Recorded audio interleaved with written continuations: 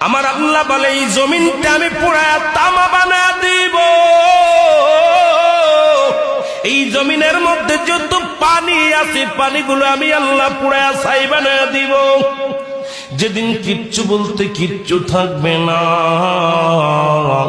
সেদিন থাকবে শুধু আমার আল্লাহ।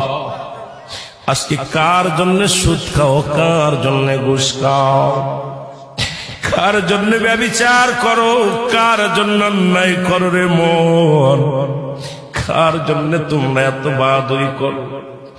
আরে আজকে একটা কথা বলতে গেলে কষ্ট হয়। এই জমিনটা আল্লাহ পুরায়া তামা বানায়া দিবে। এই জমিনের মাটিগুলো পুড়ে হবে তামা। এই জমিনের যত পানি আছে পানিগুলো পুড়ে হবে ছাই।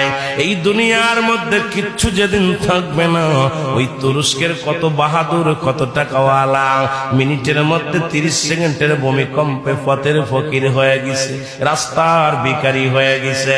আজকে তুমি দুনিয়ার মধ্যে কতই না মস্তানি করলা।